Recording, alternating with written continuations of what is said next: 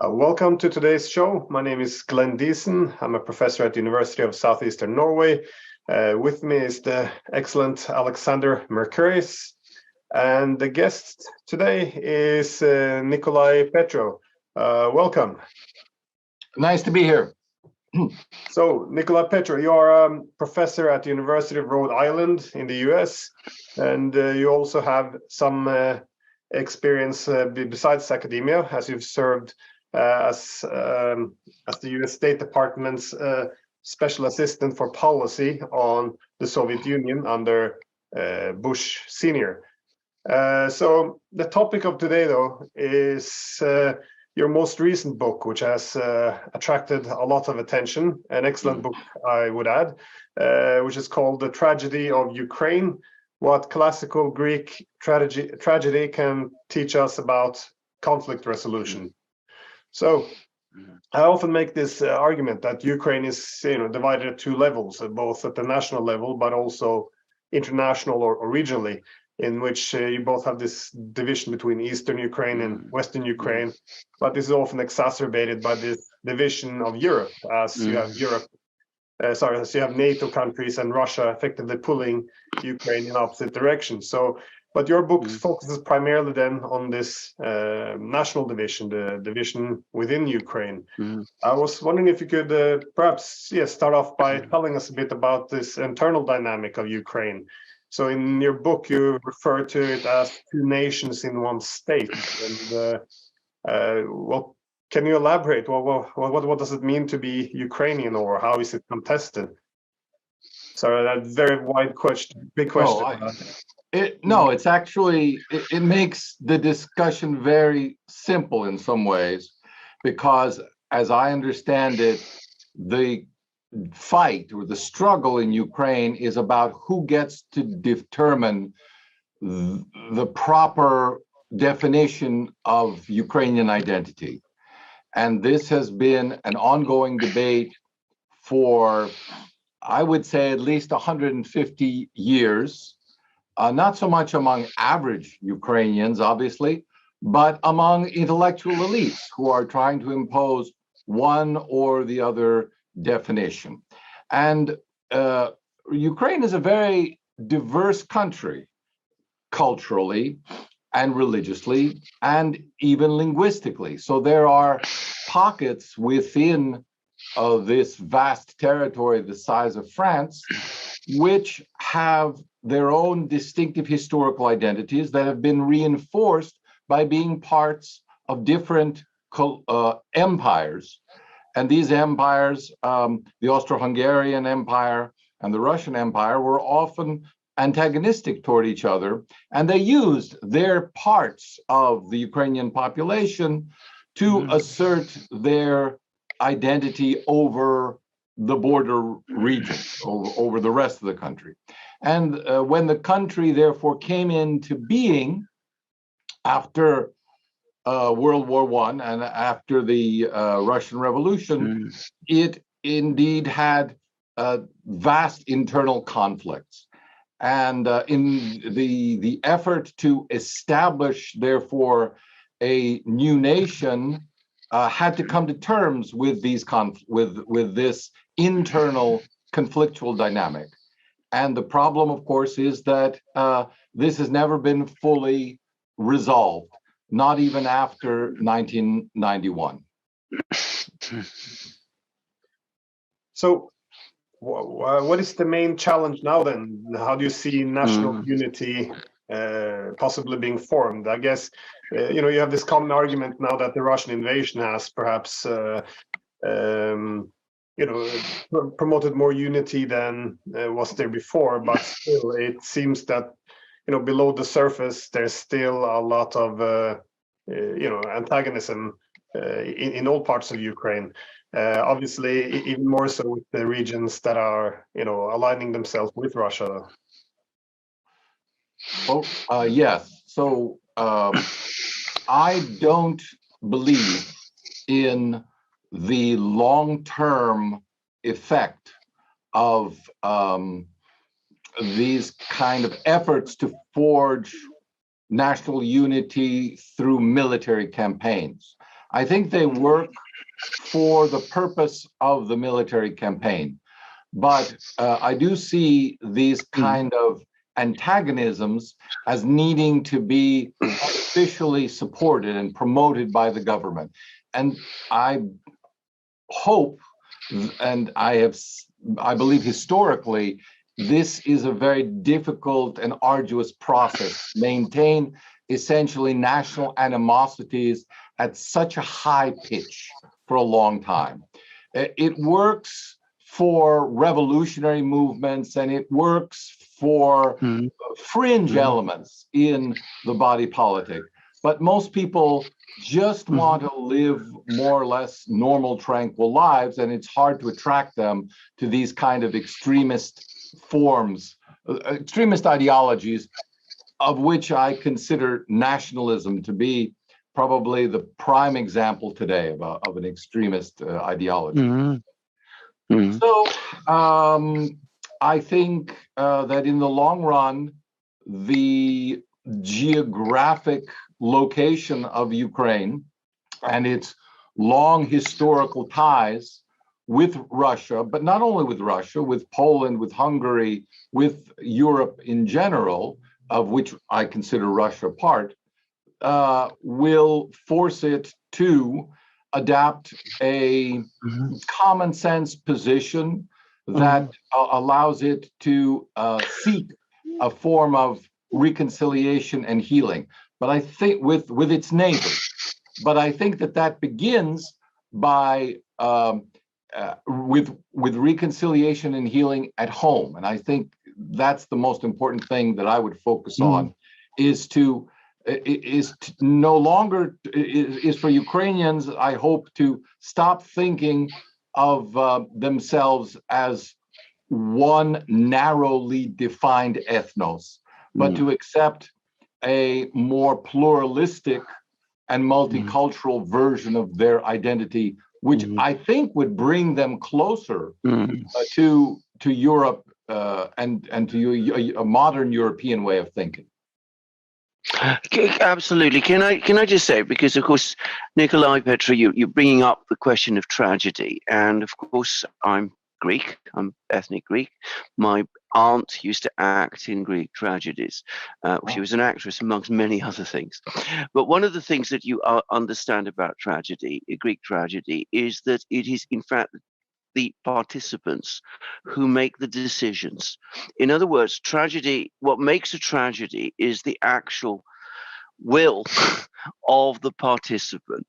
And a participant a person who's involved in a tragedy can either take a direction which leads to good outcomes, or take a direction that leads to catastrophic ones.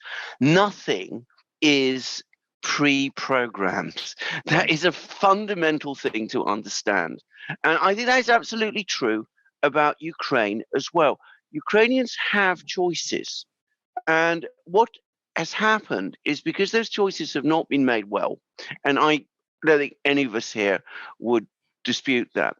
What has happened is that it has not only, of course, created enormous problems within Ukraine itself, which are unresolved, but it has made Ukraine both vulnerable to interference by self-interested outsiders, and it has also created a situation where Ukraine is, in a sense, a kind of challenge to those outsiders, that they feel that they have to fill the vacuum, because if they don't, the other side will do so as well.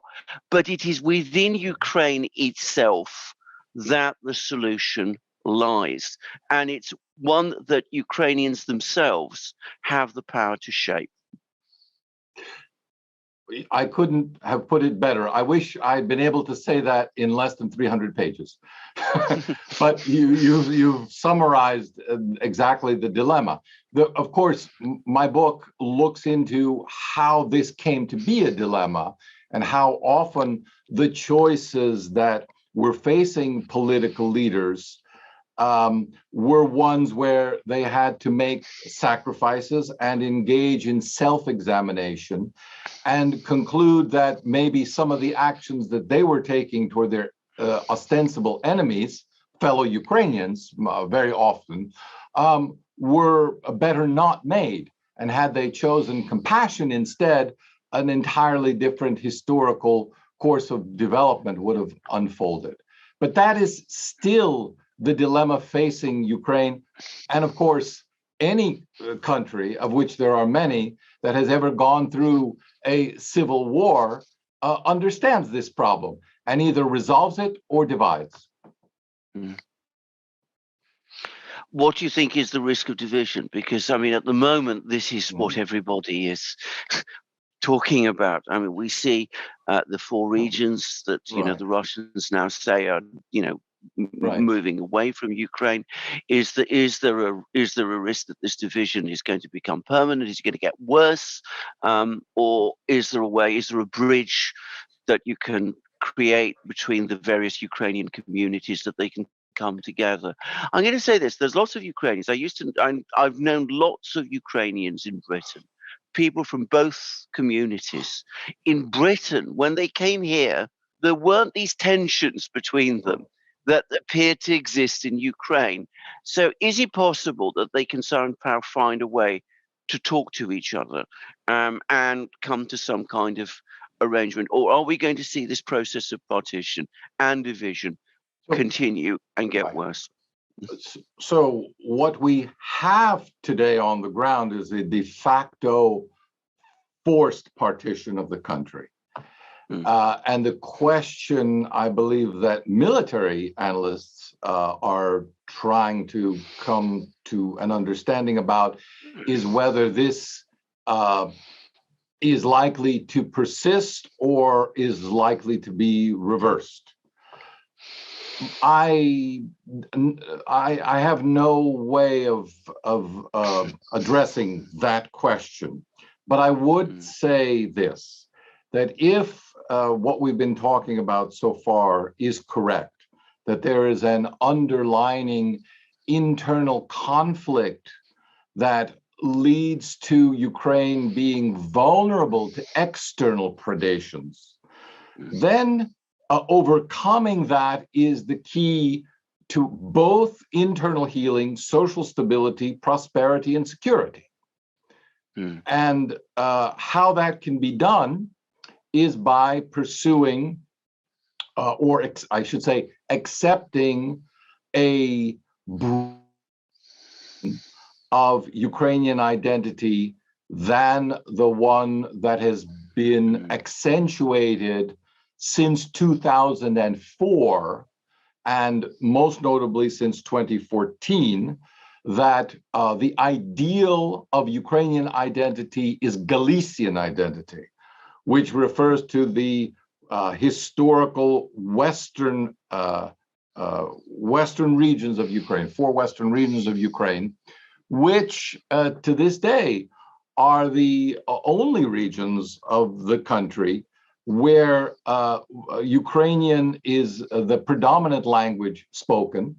Lviv is the only city in Ukraine which is predominantly Ukrainian speaking. All the rest have always been historically predominantly Russian speaking, and which has a distinctive version of the Christian religion, Greek Catholics or Uniates, which have a certain historical antagonism with the rest of the country, which is Orthodox.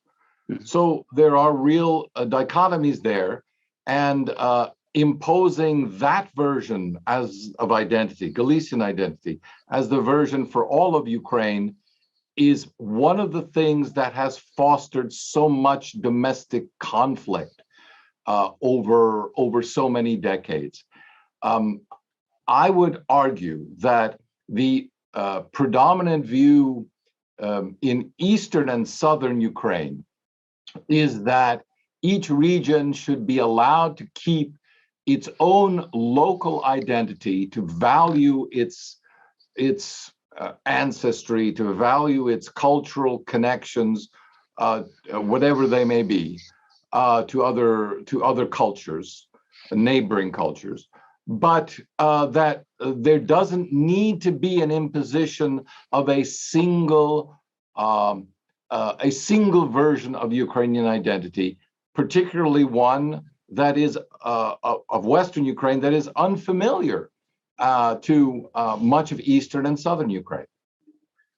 But I was wondering if this more pluralistic understanding of what Ukraine is, if that would ever be acceptable to the Western Ukrainians, because it often seems that, well, to a lesser extent, it wasn't that strong before 2004 with this so-called Orange Revolution, but to some extent they seem to become each other's other, that is almost adversary. Now, the reason I say that, if you're Western Ukrainian, you subscribe to this idea that there's only Ukraine is one ethnicity, one culture, one language, then you wouldn't you automatically look at Eastern Ukrainians as being dangerous for preserving what you would then consider to be an imperial Russian legacy by maintaining Russian culture and language and ethnicity? And again, on the other side, the Eastern Ukrainians, who considers Ukraine to have two or more ethnicities, cultures, and languages, of course, they would see the ethno-nationalism of Western Ukraine to be the divisive thing that undermines what the true Ukrainian is. I was just wondering, since 2004, have we seen any indications that this would be acceptable to Western Ukrainians to have a more pluralist understanding of what it means to be Ukrainian? Again, my perception of average people, and I visited Western Ukraine, is that they tend to get along on a daily level. The question that you're addressing involves the intellectual elite and their political ambitions. So here the question is, what is more important to the Western Ukrainian political elite? And the answer to this has differed over time. So in the immediate aftermath of the Russian Revolution, many Western Ukrainian intellectuals supported, although not all, but a significant proportion, supported the creation of a Western Ukrainian People's Republic, which would be separate from what they called Upper Dnieper Ukraine, which is the rest of the country east of the Dnieper. And that as a result, they could form their own independent country. They attended the Versailles peace talks separately from the Ukraine represented by the Kievan regime at the time, and made the case that they should be allowed their own country along with the newly established country of Poland. But they were denied this opportunity. And as a result, they went into in exile, essentially, and fought against Polish domination in those regions. And when overlordship switched to the Soviets, they started to fight the Soviets, again, for the objective of obtaining national independence. Mm-hmm. So national independence, I think, is the key point. And the question today is, how do you secure national independence for Ukraine, given that it has been such a difficult road for Ukrainians to obtain? Now, the current dominant argument in the context since 2014 of Russian invasion is that national independence must be forged by military means, evicting Russia. And evicting Russia means concomitantly destroying all connections to Russia so that nothing remains domestically that would be, to which Russia could hold on in terms of extending what the current Kievan regime defines as the colonial legacy of the Russian Empire and the Soviet Union. This strikes me as an unrealistic objective, or rather one that it is an objective that current political leaders in Ukraine could make their mission for their lifetime, but there is no way to guarantee that mission will continue for their children and their children's children. And that's what makes it, I think, a hopeless cause to pursue unity that way. I would rather think that a more successful way to preserve Ukrainian national independence and unity is to encourage local pluralism, to allow local pluralism in exchange for civic consciousness and identity with the Ukrainian nation. And this, if the Ukrainian nation would accept the pluralism and diversity of its population, would, I think, be something that the vast majority of Eastern and Southern Ukrainians would accept and thrive under. Because after all, their identity, I should say, as Ukrainians or sometimes culturally Russian, is part of a larger Eastern Slavic identity in which there are many different regions. And I think we arbitrarily think of only three today: White Russian, Great Russian, and Ukrainian. But within each of those, there are multiple additional identities. And it seems to me bootless to try to suppress these when encouraging and accepting them would allow for a strengthening of a bond of the individual to the national identity, to replace a sense of nationalism with a sense of civic patriotism is what I think would be more successful. This is you make some very, very powerful points.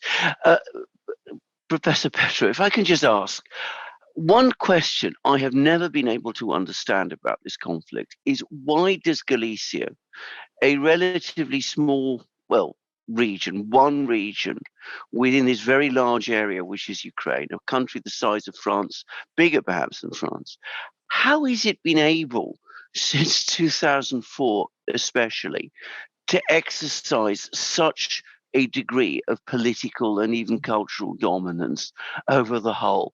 I mean, how has it been able to leverage its position to achieve this position? Yeah. I think it is obviously not the impact of its economy or its population or even its strategic position, geostrategic value.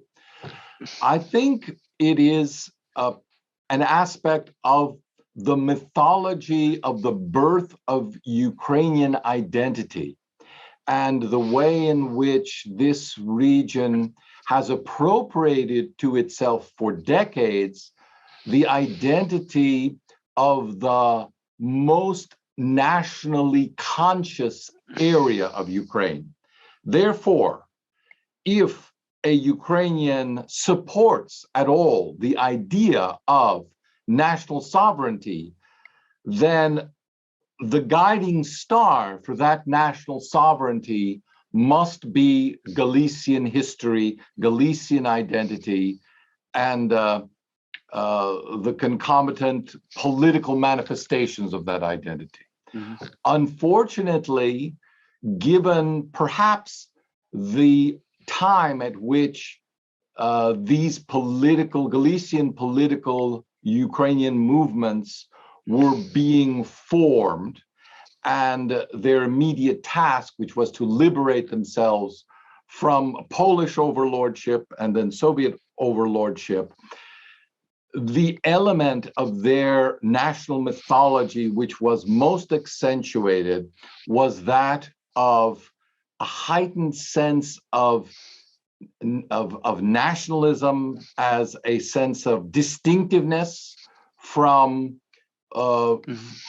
others, maintaining a more distinct and pure sense of Ukrainian identity, so that Ukrainians would not be confused with their neighbors, be it Polish or Russian or Jews or others, and a certain insistence, aggressive insistence on the need to establish the hegemony of a Ukrainian national identity within Ukrainian borders.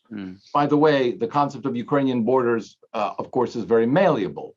So indeed, the aspirations of Ukrainian nationalists extend quite a bit beyond the current borders of Ukraine.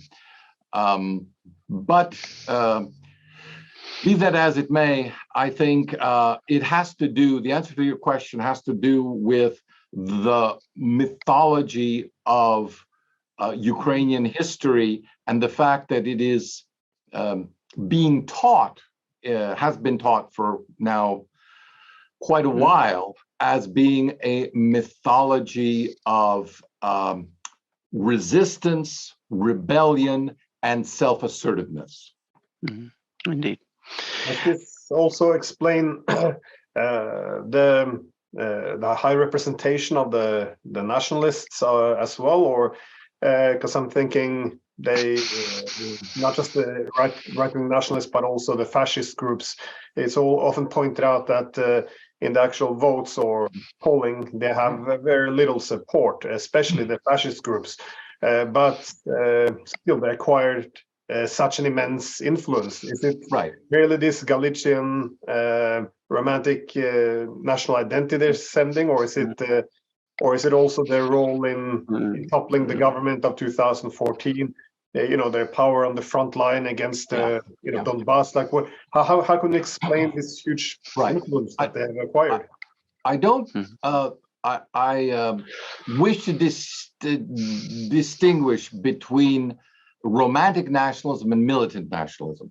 So romantic nationalism refers historically to the concept of nationhood that embraced a sense of popular involvement and therefore could be deemed to be a precursor of modern representative government in Europe. But after World War I, and thanks to the rise of fascism, this became this sense of entitlement became transformed into a militant nationalism. Now, what I think has happened in Ukraine is perfectly logical. I think it happened in Nazi Germany. I think it happened in fascist Italy, and then continued, we should not forget, in Franco's Spain and Salazar's Portugal as well. We are talking about ideologies that not everyone embraces wholeheartedly, but that it is much more, it demands much more effort on the part of the individual to fight rather than to accept. So on a day-to-day level, most people, especially trained as they were from the Soviet past, to let ideological phrases simply bounce off them, I would say, not recognizing how much they actually affect thinking. But to say, well, that's them. That is the official government position. But I don't deal in politics. I don't want to think about that, or to give the current political policies or current policies of the government a positive spin. Most people just allow things to happen rather than fight the system. This is, I think, a perfectly natural response to a government that is captured by an ideology which is messianic, And that's what we have currently in Ukraine, a government with a mission. And that mission is to, I would say only partly to defeat Russia. That's, I would say, the first step. The second natural step, as has been highlighted in for a very long time in nationalist writings, Ukrainian nationalist writings, is to cleanse Ukraine of all foreign influence. Russian being the dominant foreign influence that needs to be cleansed.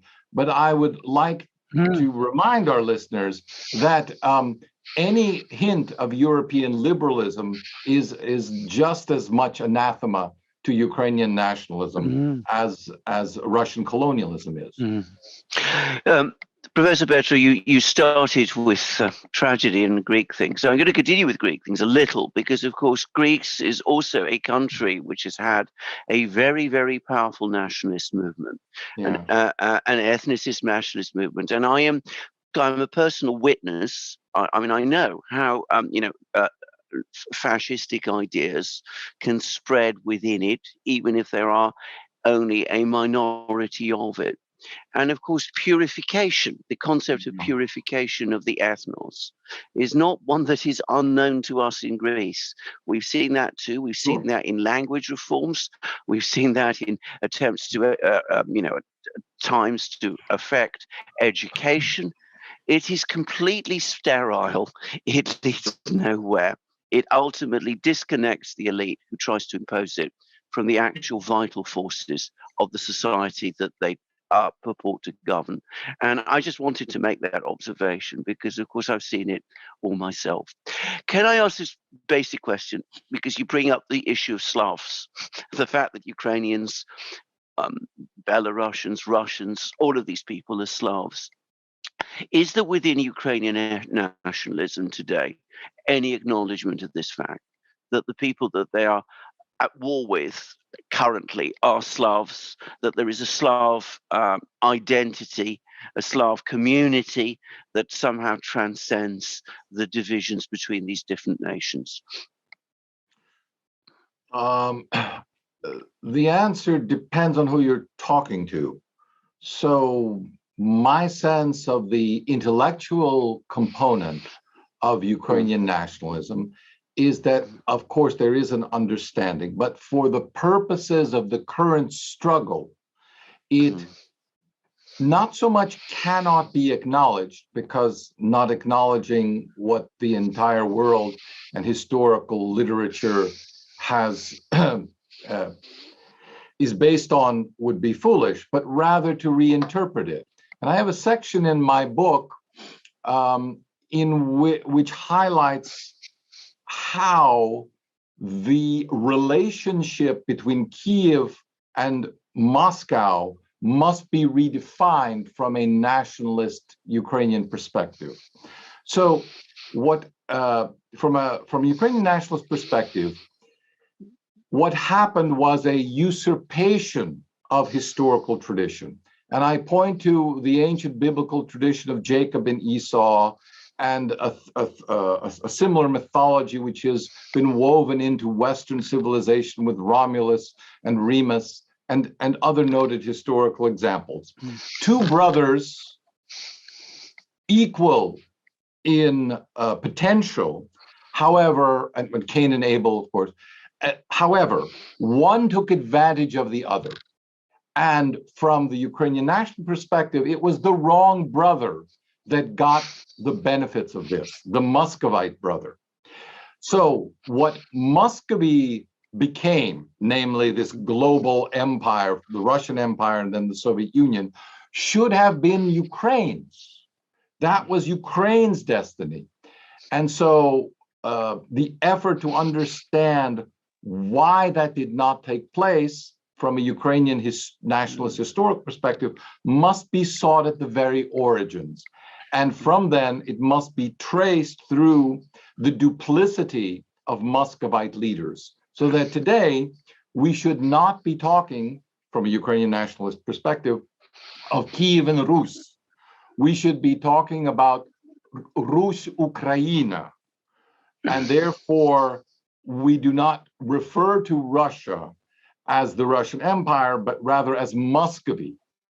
And all the legacy and the heritage of anything that is good from that ancient Slavic culture should be attributed to Kiev, not to Muscovy, because everything that Muscovy touched is tainted, and therefore a poisoning of the original beneficial Slavic well. So it's I'm looking toward the future. Is there a way to cleanse this well? I'm not sure from the perspective of Ukrainian nationalist history. At the turn of the century, the turn of the 20th century, I must say that Ukrainian nationalist historians like Khrushchevsky were not adamant about this kind of conflict and didn't see it as a struggle that had to end in the extermination of one brother by the other brother. But with each passing generation, it has become, the rhetoric has become more and more attuned to that mutual self-annihilation. Unfortunately, and why is this being so prominent a theme today? Because it is to the glee of Western powers and contending powers that would be happy to see the destruction of Russia if it could be accomplished at the expense of Ukrainian sovereignty. I think this is exactly where I was going to lead to, because of course you've told us many fascinating and important things about Ukrainian nationalism, about its origins, about Slavs, about relations between Russians and Ukrainians, between Kiev and Moscow. You're not going to find any of this if you go to the British or American media. They don't talk about this at all. They don't even, to any great extent, acknowledge, in my experience, that Ukraine and Russia are, the Slav nations. I mean, this isn't there anywhere. This is a straightforward struggle between two countries in which one has attacked the other. How are we ever going to get past that? Well, all that I can point to is historical examples of the past. Obviously, this is not the first instance, nor will it be the last, of nations attacking other nations, of nations fighting. So there's no particular reason except political expedience to ascribe something unique to this particular conflict. In that context, I would say look at the great struggles that we have known in the past between France and Germany. The common assumption, as Sir Herbert Butterfield reminds us in his writings, was that these two countries, because of their geographic proximity, because of their role in European history, would always be at each other's throats. One could look at the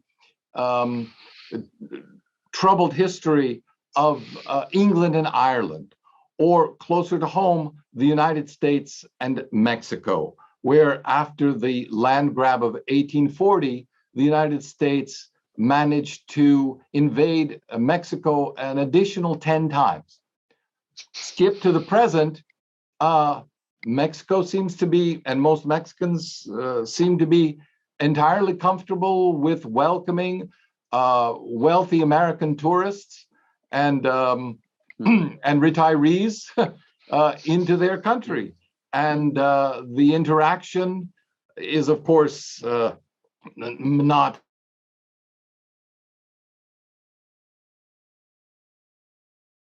but we've been able to move beyond it. I must imagine that any realistic discussion of history that wants to look to the future must envision that time which is inevitable, a time at which Russians and Ukrainians will perhaps have not exactly perhaps a cordial relationship, but one no less antagonistic than the one between the English and the Irish today. And I think that is easily predictable. Certainly, Angela Merkel, I was just reading her latest interview in Spiegel. She talks about this as an inevitability. And I think she's quite right on that point. I just wanted to make one observation about these things. Mexico, the United States, France, Germany, Britain, Ireland and of course I live in Britain, and one is very conscious here of the Irish issues. But one of the reasons these things were settled is because the outside world left the parties alone to settle them. I mean, there hasn't been constant interference by self-interested outsiders in the Mexico-US issue, or the France-Germany issue. Most countries wanted there to be a reconciliation between Germany and France, and of course, Ireland is a little different, but again, it was essentially the same. The trouble is, one of the problems is that, as far as I can see at the moment, there is a desire, on the contrary, on the part of some countries in the West, to see this confrontation between Ukraine and Russia continue indefinitely. Is that also your sense of this? Yeah, I mean, you make a very good point, namely that we live in a different age than the one that allowed statesmen the time to deliberate and the time to reflect on the consequences of their action without being pressed into immediate decisions and responses. However, it strikes me that it is not so much a characteristic of the age as a characteristic of our failed statesmanship. In other words, I still like to think that a true statesman would be defined as one who could say, don't trouble me with these things that you say I have to address immediately. My objective is indeed one that looks toward a long-term future and tries to set a course for establishing what I have called for is some sort of larger European settlement on these issues. One has inklings of this type of thinking occasionally getting through to people in the statements of Merkel, who is retired, Macron, when they say, well, what happens next? What happens after this conflict? Because all conflicts end. So the question is, how do we encourage that? Now, those who do not want the conflict to end really have, in my opinion, they should be exposed as people who have no vision of the future, no vision for themselves in that future, and no vision of the future for their children. And because once you get down to asking them, well, what is it exactly that you see as the stable resolution to the problems that Russia brings to the table in terms of European security, that from Russia's perspective necessitated this type of action in Ukraine, you typically have either silence on the part of our politicians or some sort of fanciful notion that Russians will somehow be transformed once Alexei Navalny is liberated and elected president. This is, in other words, a complete fantasy and should be dismissed and exposed as such. But also what, I guess it begs the question, because when we began to speak, I think we all agree that the solution must be found within Ukraine, Yes. its peoples. But again, it's also this second dimension, because as we see indeed in a lot of civil wars, you have these internal divisions where the internal rival parties, they seek external support to the extent it creates this huge dependency that gives the externals the power. Because if you see the fighting today in Ukraine, I mean, Donbass hardly autonomous anymore. They do what Moscow say, and Kiev, they do what the Americans, the British, or what NATO say. So it's now a proxy war in every sense of the word. So, but that's why I was wondering if is it possible to settle it unless there's a European solution as well? Because what you're discussing now has been the challenge ever since the Cold War came to an end. This was when we had two different visions of Europe. Was it Gorbachev's common European home, or was it Bush's Europe Poland free? Which would manifest itself within Europe through an expanded NATO. So a Europe where Russia wouldn't necessarily wouldn't belong, because I feel that's part of the motivation, at least here in NATO, in this war. It's seen as an opportunity now to finally create a Europe without Russia, one where countries like Ukraine, who has previously favored the relationship with Russia over NATO, now seem to be aligning itself solely within the Western camp and essentially becoming a new Poland, if you will, where anti-Russian, for the decades to come. So would there be any interest in the West, though, to resolve this this conflict if it's on this path? It may not be the predominant political view in the current struggle, but I would argue that there can be no European security without Russia. It just needs to be stated that boldly and that simply. And once one establishes that as the premise of dialogue over security matters, then it becomes a matter of how to implement that principle, the idea that there can be no security in Europe without Russia. Interestingly, nearly all of the political actors who now say we must support Ukraine, we must arm Ukraine, Ukraine must defeat Russia, have at some point earlier said also what I just said, namely that there is no and can be no European security without Russia as a core element of that security configuration. So I think they need to be asked precisely what they mean by that, and it simply does not help the political process or any diplomatic solution to say, we will talk about that later, which is actually the last argument that people now are coming to, because it seems rather obvious that Russia must somehow be part of the security equation. Otherwise, it will always be a potential disruptor. And therefore, there can be no European security with a potential disruptor at its borders.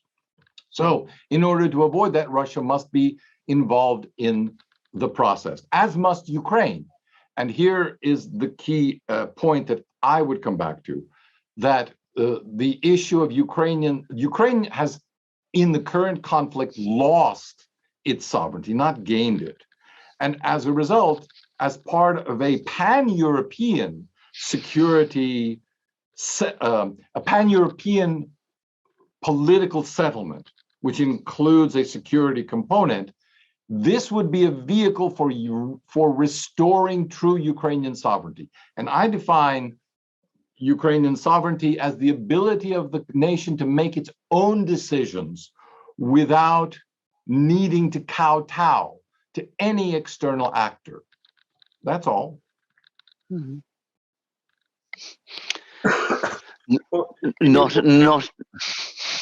Continue. Well, in your book, you write about a lot about the Minsk agreement, which was the initial peace agreement, which will try to resolve the conflict that emerged after various NATO governments supported the regime change in Ukraine in 2014. I thought about it now when we talk about finding a pan-European peace, one in which Ukraine can be sovereign, because this is what the Minsk agreement attempted to establish, was finding a place for Donbass within a sovereign Ukraine. Right.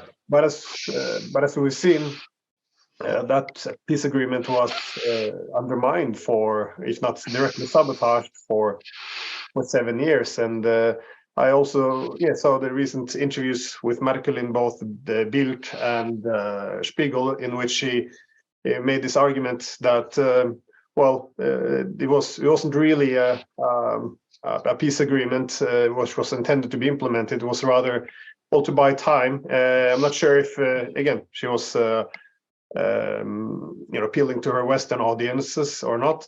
But this was also something Francis Hollande repeated as well, that he agreed with Merkel that this was to buy time to prepare Ukraine for war as opposed to be a permanent peace. And again, Poroshenko may made the same argument. Do you think? Well, the reason for that, excuse me for jumping right in, but it's such an important point. The reason was because the Minsk agreement was divorced from a broader effort to bring Russia into a larger European security arrangement. If those two strands, the domestic reconciliation within Ukraine as a result of implementing the Minsk Accords, had been pursued alongside and simultaneously with efforts to bring Russia into a larger European security and political settlement, things probably would have proceeded along a very different track. As it was, however, the separation of those two meant that as a result of the inability or the, let's say, inability or unwillingness of the Ukrainian government to accept the loss of Eastern Donbass and Crimea, there was no way to resolve either issue.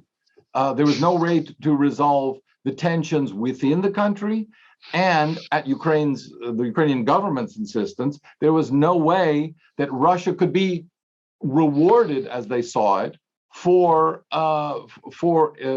creating this rift to begin with.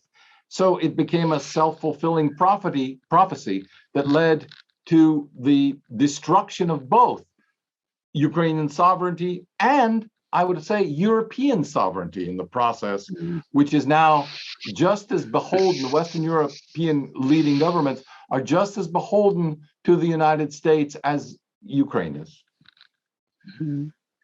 I couldn't agree more. I think that this is always what was needed after 2014, a dual track, want to resolve the divisions within Ukraine, but also want to resolve the divisions in Europe. Unfortunately, this never was forthcoming. I was wondering though, if because we discussed how the nationalists are more overrepresented, if you will, in Ukraine, which prevents also any reconciliation from occurring, both internally but also with Russia, of course. But where's the opposition to the nationalists?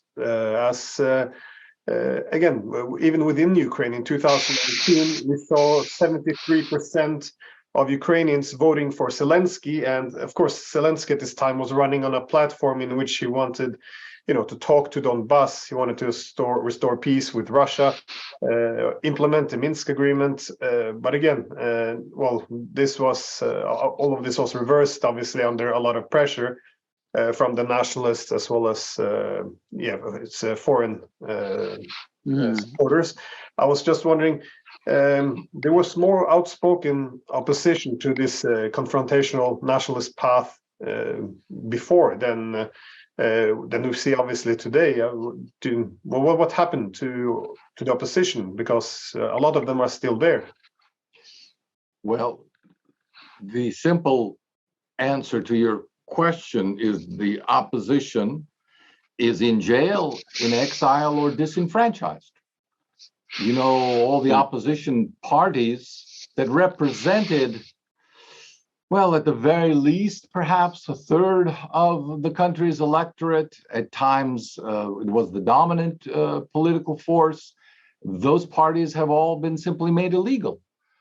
And although the latest effort at this has occurred under the pressure of a Russian intervention.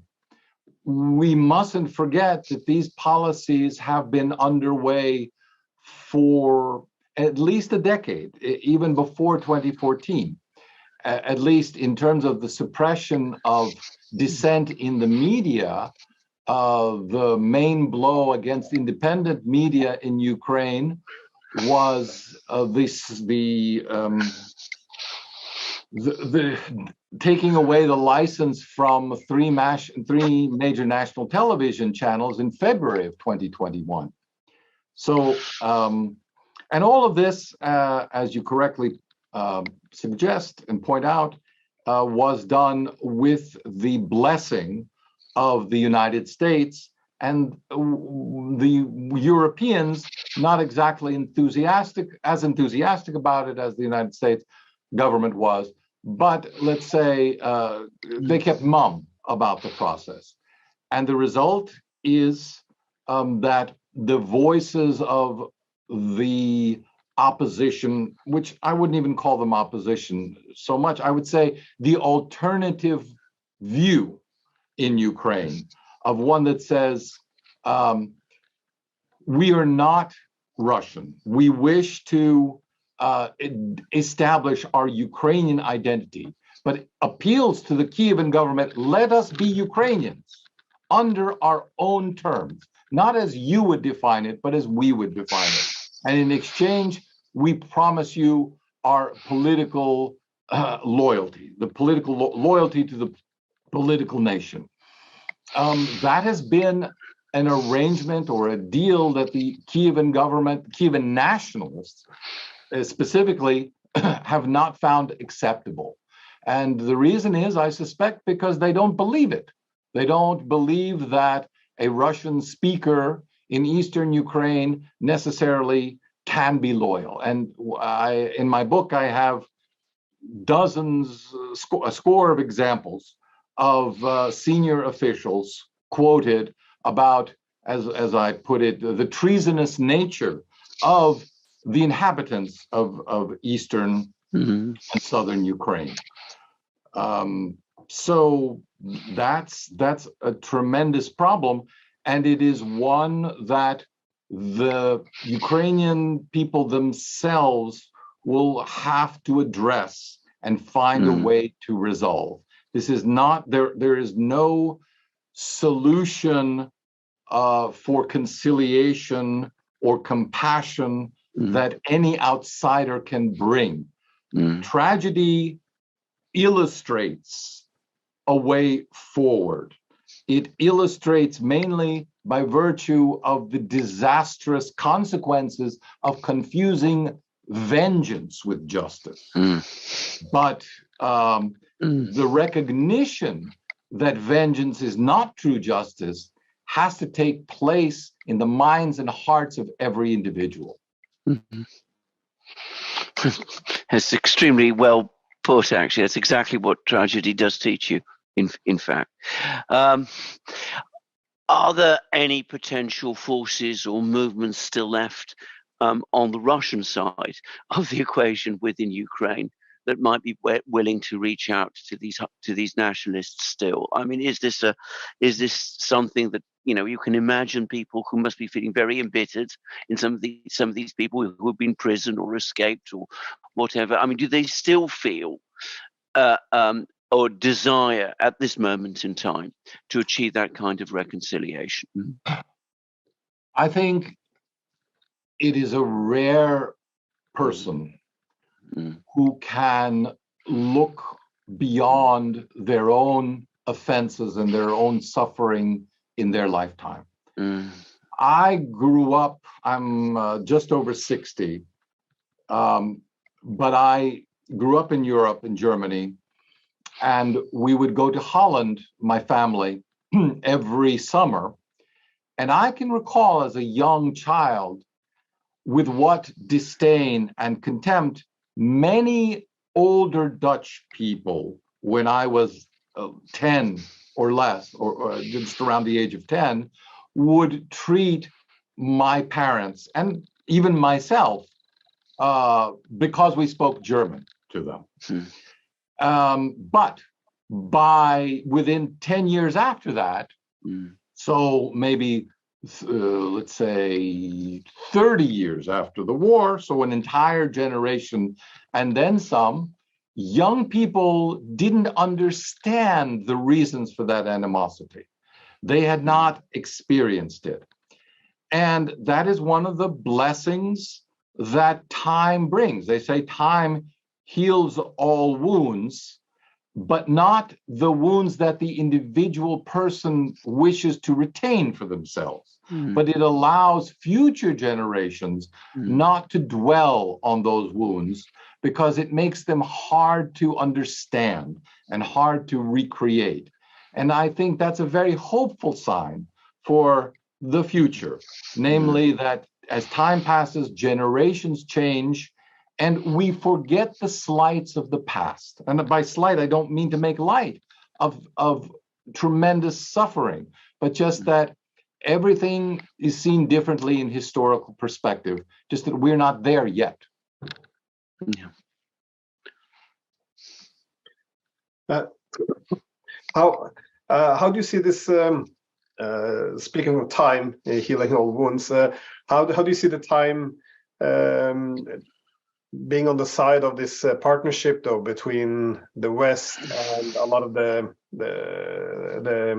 nationalists in Ukraine? Because I remember after 2014, we had a lot of the Western media were quite horrified and appalled by the fact that very far-right nationalists and openly displaying Nazi symbols were accruing such a huge amount of influence. And even only this week, we see Poland expressing, again, in the main ally of Ukraine, still expressing its very profound unhappiness with how the Bandera statues are popping up, and these fascist slogans are now being spoken across the country.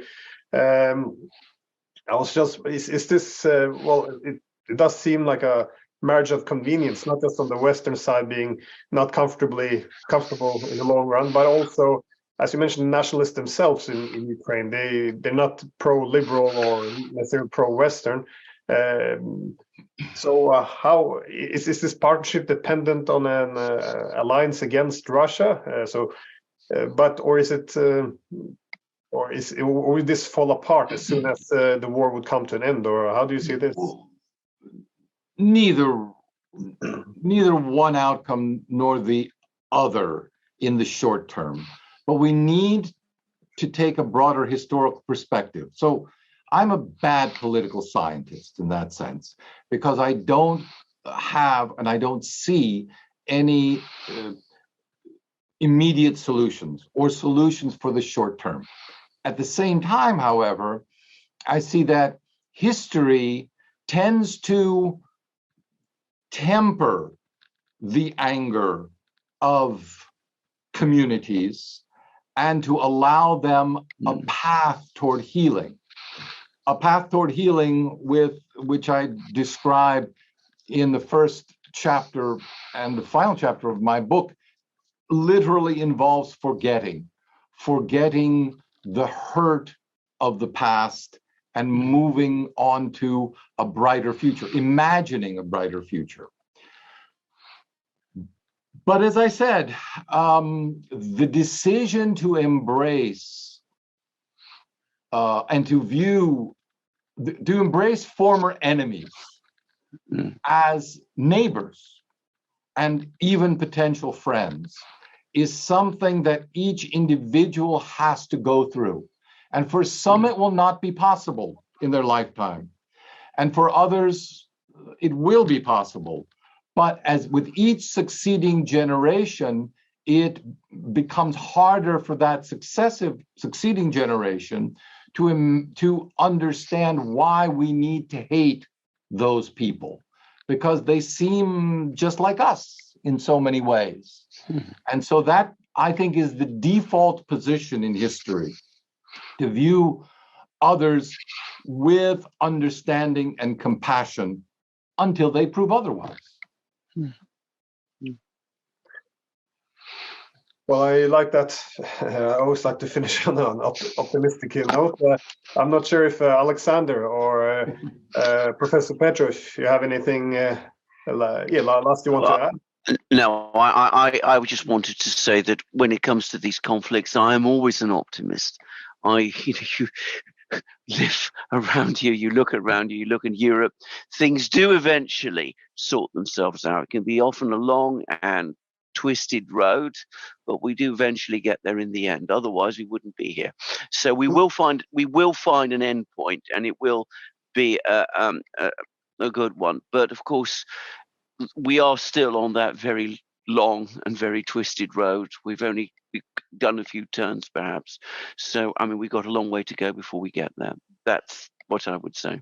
The one thing that I would add, because it hasn't come up, is that people often say, well, what is the practical mechanism that you would recommend for a tragic therapy? Because clearly we don't live in an Athenian polis, which was a community that could essentially be herded to and required to view these enlightening and soul-searing dramas. We don't have anything like that today. But it turns out that we do have a mechanism that has been in place for roughly 50 years and has worked in also more than 50 countries, called Truth and Reconciliation Commissions. And that is a vast well of experience that many countries have tapped into, and that I think would be very promising for Ukraine as well. And the examples that I talk about, Guatemala, Spain, and South Africa, involve regions of the world which have been demonized. Their opponents have been involved in civil war. These civil wars have sometimes lasted 20 and 30 years.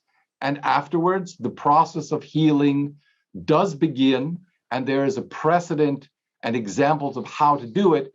And we should all look to those examples with optimism when we're thinking about Ukraine as well. Yeah. I hope so as well. I guess that's been one of my disappointments over the past few years, because this is a dual conflict, both internally within Ukraine and in Europe. I feel the logic has often gone both ways. So, for example, when we've seen possible reconciliation in Ukraine, we see been obstructed, for example, by shutting down political opposition, shutting down opposition media, arresting the opposition leader, the main opposition leader in Ukraine. And at none of this point did I see any of the NATO countries stepping up saying, listen, this is going to exacerbate the conflict. Instead, I feel like a lot of the sentiment behind it was, well, if we're shutting down the opposition media, politicians, arresting the opposition leader, well, at least that means there will be less Russian influence and it will be more European, and that will be a path towards more stability. So I feel like this, the effort of cleansing Ukraine of Russia has kind of made the West more accepting of these very ugly developments within Ukraine, where the two nations, as you described them, within one state continue to clash. It is, I think, impossible in any future that I can foresee in which Russian influence overall is eliminated in Ukraine. And by simple virtue of the fact that Russia is where it is, and its cultural and media output simply overwhelms in its very attractiveness in Ukraine that of Ukrainian domestic media. At least until last year, I should say 2021 or early 2022, every poll shows that there is that Russian cultural production, I'm not talking about political production, but simply the broad sweep and scope of Russian culture is something that is very close to the vast majority of Ukrainians. And no matter what happens, I would say, politically and militarily, that stands on its own, just as German culture stands on its own. You may say, well, I can't tolerate German culture today because it's because it is it coexists, shall we say, or it has coexisted with Nazi regimes. But that is not the point. We unfortunately over politicize culture when we should be striving to culturalize politics, to broaden the scope of our politics and bring more of the general values of the cultures of humanity that particularly have a broad significance to an appeal that transcends national identity. We should be emphasizing that so that we can precisely see the humanity in our opponents, without which we could never resolve any conflict in the world.